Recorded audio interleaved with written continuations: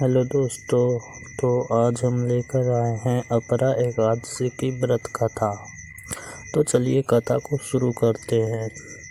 एक बार की बात है, युधिष्ठिर ने भगवान श्री कृष्ण से पूछा कि हे प्रभु, ज्येष्ठ कृष्ण एकादशी का क्या नाम है तथा उसका महत्व क्या है, सो कृपया कर कहिए। तब भगवान श्री कृष्ण कहने लगे कि हे राजन, यह एकादशी अंचला तथा अपरा दो नामों से जानी जाती है।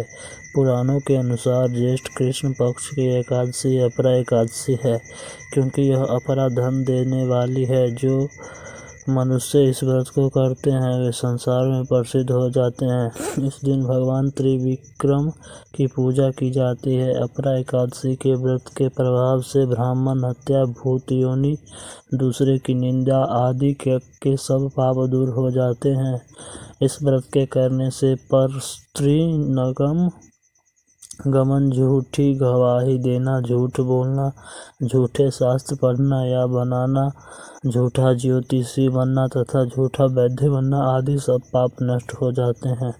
जो क्षत्रिय युद्ध से भाग जाए वे नरकगामी होते हैं, परंतु अपरा एकादशी का व्रत करने से वे भी स्वर्ग के प्राप्त होते हैं। जो शिष्य गुरु से शिक्षा ग्रहण करते हैं फिर उनकी निंदा करते हैं, वे अवश्य नरक में पड़ते हैं, मगर अपरा एकादशी का व्रत करने से वे भी पाप से मुक्त हो जाते हैं।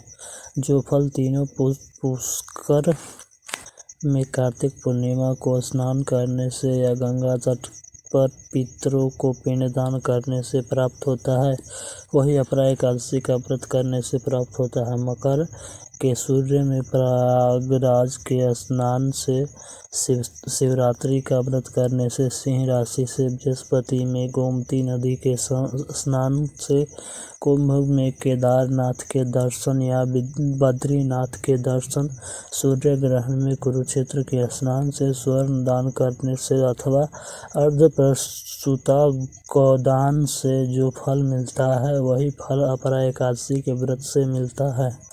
यह व्रत पाप रूपी वृक्ष को काटने के लिए कुल्हाड़ी है, पाप रूपी ईंधन को जलाने के लिए अग्नि, पाप रूपी अंधकार को मिटाने के लिए सूर्य के समान, मृगों को मारने के लिए सिंह के समान।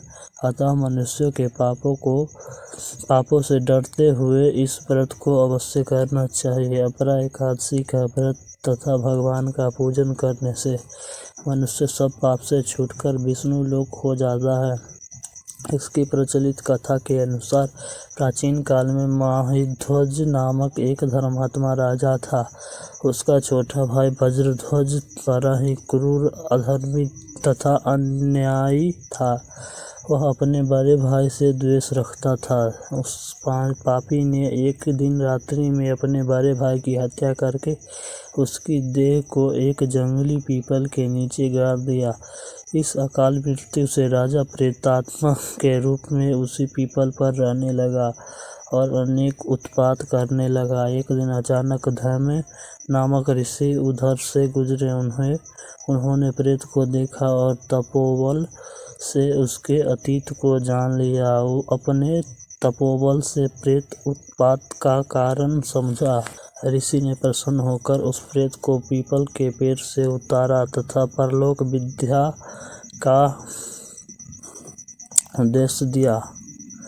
दयालु ऋषि ने राजा के प्रेत योनि से मुक्ति के लिए स्वयं ही अपरा एकादशी का व्रत किया और उसे अगति से छुड़ाने को उसका पुण्य प्रेत की अर्पित कर दिया। इस पुण्य के प्रभाव से राजा के प्रेत योनि से मुक्ति हो गई। वह ऋषि को धन्यवाद देता हुआ देह धारण कर पुष्पक विमान में बैठकर स्वर्ग को चला गया। हे राजन, यह अपरा एकादशी की कथा मैंने लोकहित के लिए कही है। इसे पढ़ने अथवा सुनने से मनुष्य सब पापों से छूट जाता है। बोलो अपरा एकादशी भगवान की जय।